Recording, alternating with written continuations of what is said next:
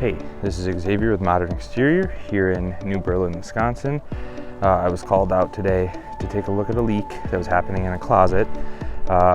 Diagnosed pretty fast.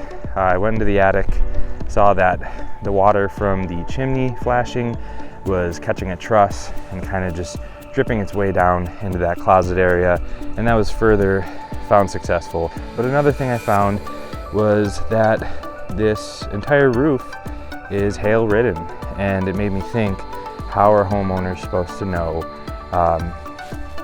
whether to check for hail, if they were affected by hail, who to call and when to call. I'll put some pictures up here of what the hail looks like on the roof. To an untrained eye, you might not be able to tell that that's hail, or just not see it at all from the ground. So the first things you're going to want to do are probably check the siding and the gutter metals, because you can see those from the ground. I'll throw some pictures up of what that might look like here.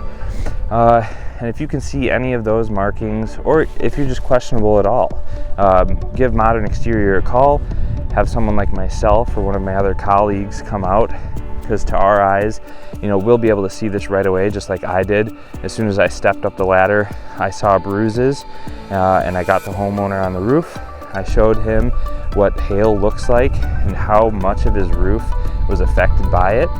And from there, someone like myself can go back to the office, look onto hail maps, see that, oh, this area was affected not that long ago.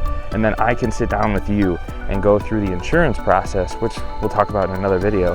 But we can call your insurance directly, make that claim right away, set up an adjuster date, and get this ball rolling. So those are just a few ways that you can sort of tell whether you should call someone or not. But if you're questionable at all, just call.